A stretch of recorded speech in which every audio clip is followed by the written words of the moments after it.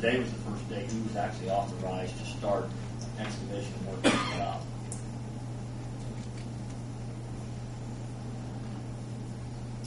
Didn't they know any of this back when they picked the engineer or picked the contractor and what they were going to be dealing with? Most of it. I mean, it sounds like now the project's going to be extended out another 6 months to a year or whatever. In other words, when NDOT selected the contractor, Because they already had the plans in place, correct? correct. Okay. Now, as far as the problems we had, that was within the plan, and that has been corrected. AT&T put a lot of time and effort into it. They came down, they resurveyed, they reanalyzed quantity, and they got that all rectified. Did NDOT know everything? No, they probably didn't. In other words, they don't review a lot of that. It comes in. They are pushing all the responsibility to the local public agencies, the cities, the towns, the counties, which means all the responsibility gets shifted to whoever your designer is, because that's usually they're going to put it together. You may or may not know this, but extending the timeline, obviously there's going to be a cost to that. Am I correct? No, No, not at all. because everything is bid on a lump sum or a unit of quantity used. So no, there's not a cost if they stretch the time out. In other words, they're paid for every linear foot of pipe, every ton of asphalt, every ton of stone, or they get a lump sum for clearing a right of way of X amount of dollars. If they slow down and the pipe gets longer time to put in, they still only get paid for X amount of linear feet of pipe. Who approves that extension and their plans? And the other part of transportation. So then the city has no say in it. And that's maybe very, very little. It's like I've told you before, it's the golden rule. They've got the gold, they make the rules. Any movement on trying to straighten November I have at the somewhere in my portfolio, I have Gary Murray and I have sat down and we have looked at about 3 different possibilities. We did get nothing? NDOT was receptive to the idea. Their engineer, he took one look at it and goes, yeah, this needs to be fixed. Now, can we make it work within the confines of what we've got, or with the acquisition of one property, and make it fit and meet what the federal highway requires us to do? In other words, can we get the road to intersect perpendicular? Can we be straight? Can we not impact the driveway to the south or the driveway to the north? But we are starting to look at it. Look at it, okay. So it's not. If it's one thing that I think it's an agreement that everybody would like to see change, that's the one thing.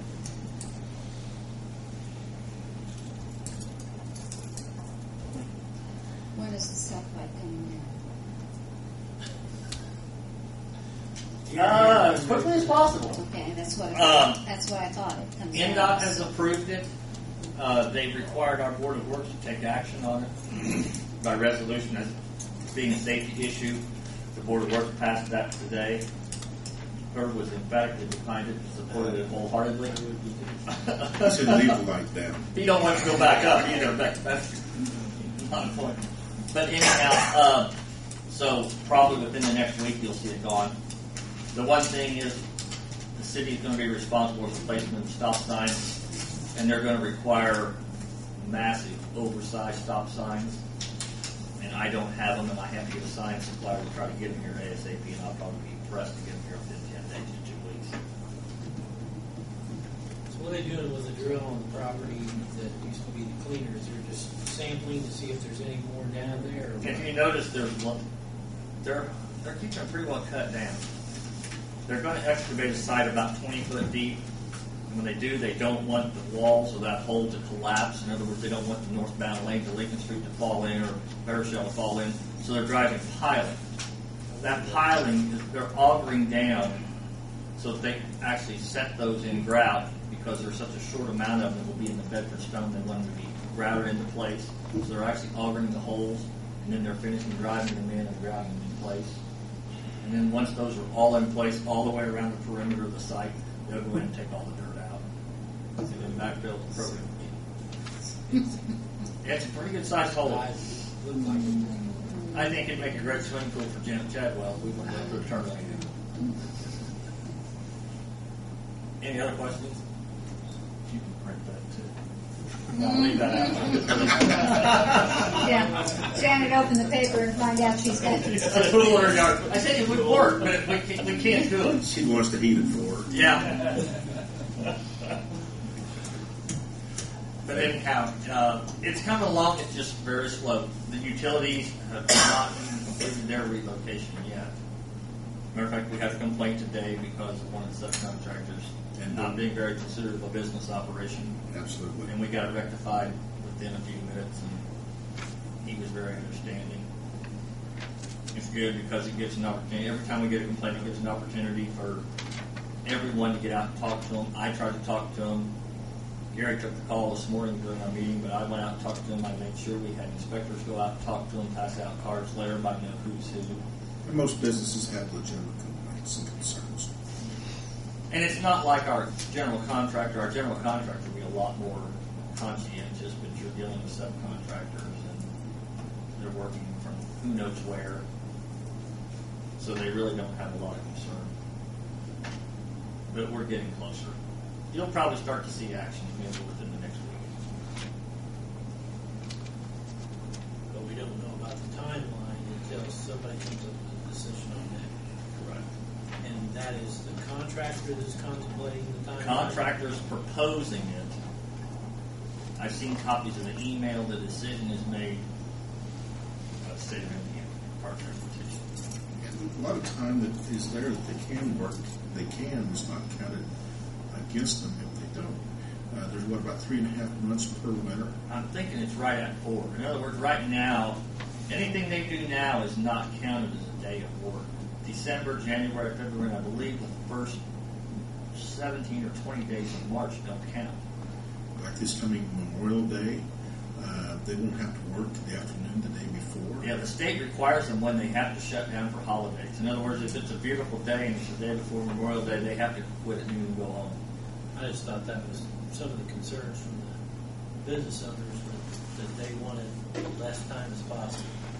And that's the thing that when they Well, they did, but then when they found out, because it was going to be less time if we did the traffic shutting down the road, but they wanted two-way traffic, and so that made it longer.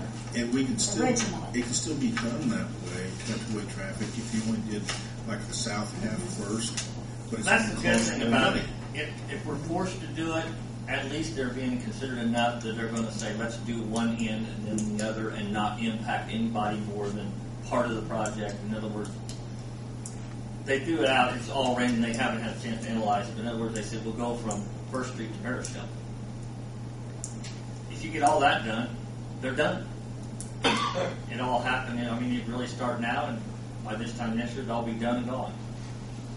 They get some of the water line work done on the north side, they can button everything up and not even bother them people in the first side. So there's a trade-off.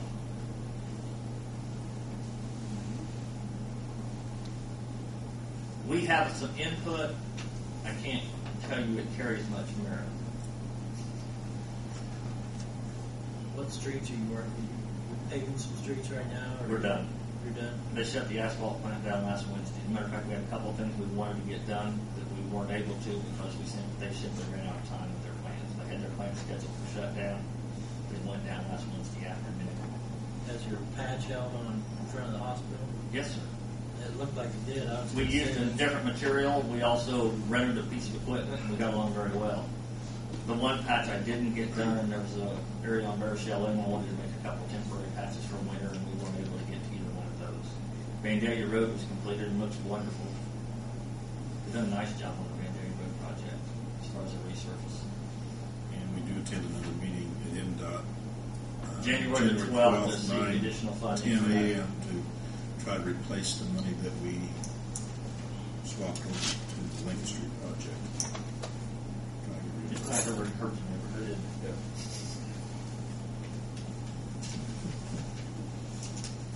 Anything else, Council? Thank you, Mark. You're welcome. Anything from the audience? If not, I do have one thing.